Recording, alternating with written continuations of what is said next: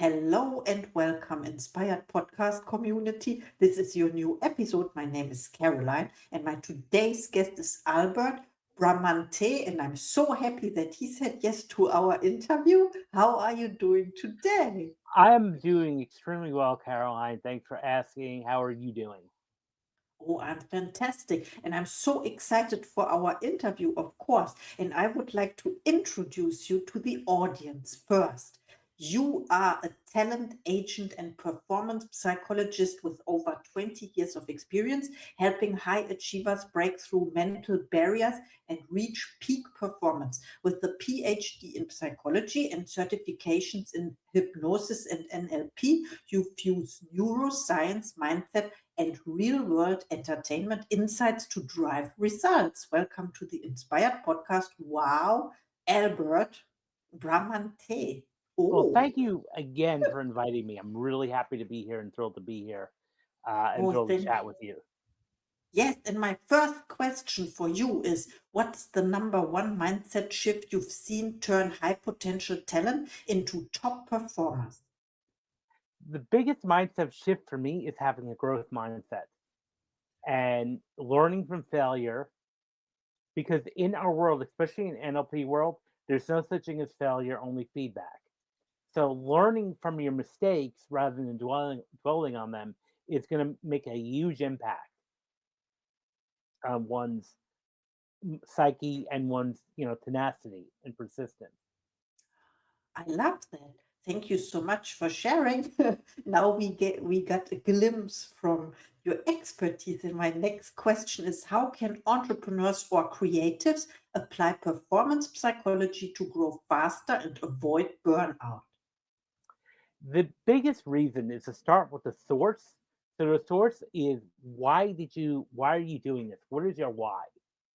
And what is the main reason that's driving you in this? What's your passion? And connect to that and always maintain that. And every day, every morning, and even when you go to sleep at night, connect to your why. Why are you doing this? What makes you you know tick, what makes you run and thrive in all of this. So being connected to that source is the main thing, and that's a really good head start. Wow, connect to your why. And also there is this book. It all starts with why. and also this technique seven. So you asked seven times why also to go deeper, right? Yeah, I mean, really go into the reason why. What makes you go through this, what's your reason, and put the target or client avatar in front of you. What service are you providing, and especially with in a performing arts space, the main thing is the performers love performing, and that's the main reason to stay connected. And the same thing with entrepreneurs, it's the goal is to make a difference into the world. So connect to that reason, connect to that source. What is it that's making the difference? What difference are you creating? And always maintain that focus, when you get up in the morning and right before you go to sleep, keep that in fresh in your mind. Yes, what a great answer. And I was thinking about this podcast because because this is my passion and my the thing I could do all day long, so to say. But I have to admit, I think the biggest day I had was I had 10 interviews in one day. And I think I reached the limit and now I reduced a little bit, and I enjoy every interview. So my why is I like to connect to people, and it reminds me also it's like a mastermind meeting we are doing here, connecting our minds and creating something for the listeners, right?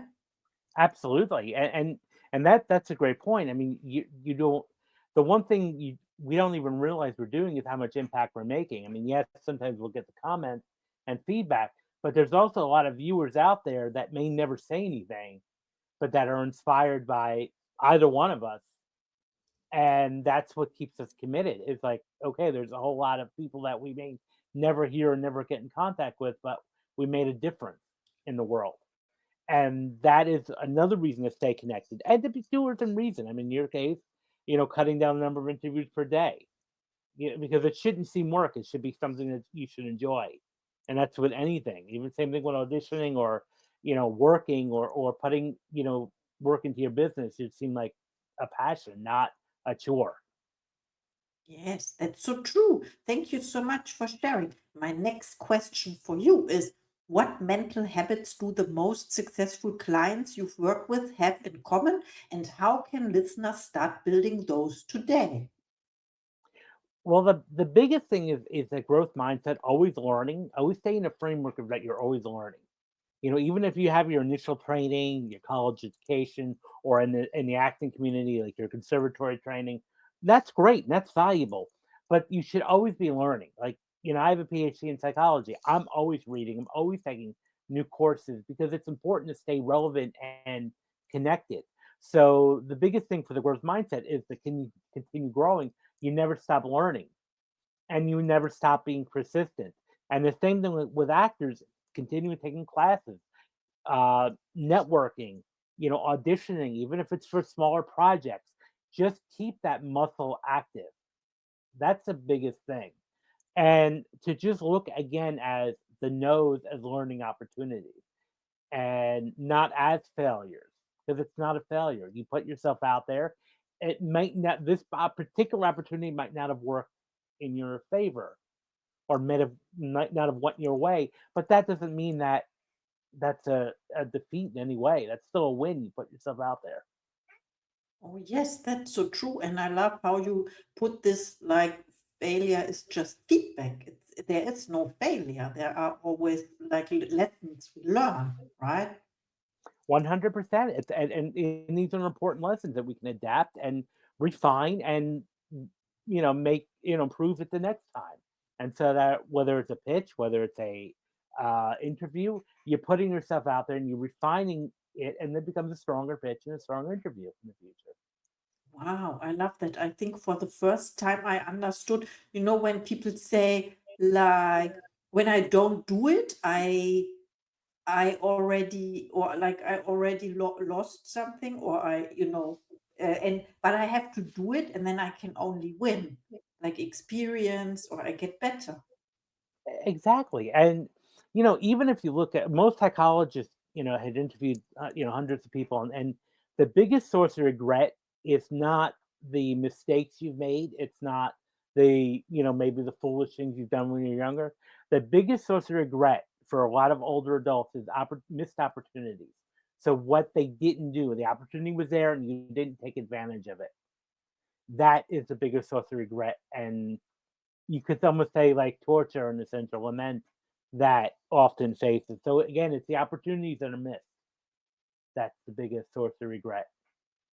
Yes, and there are always opportunities coming. And I love this word, missed opportunities. It's so true. So we always get to choose whether we say yes or no. And I'm so happy you said yes to our interview. I learned so much already. And of course, I have another question for you.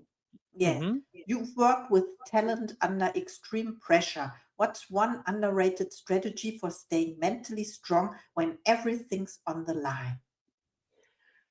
Again, I would say, remember why you did this. Why are you doing this? Because even when there's times that are tough, because in our industry, there's peaks and valleys. Whereas there's going to be a time where there's going to be, you might be in demand, you might be working a lot.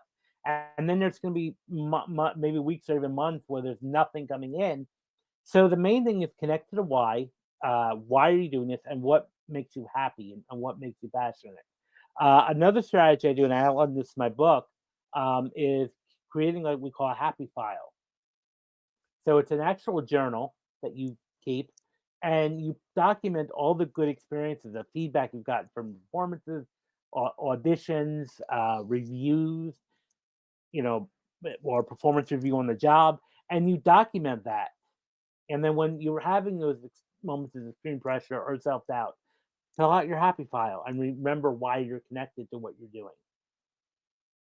I love that. I will start immediately. The happiness files. Wow, or the happiness chronicles. I love I like that, that of happiness course. chronicles. Yeah, that's a good way to look at that. Yeah.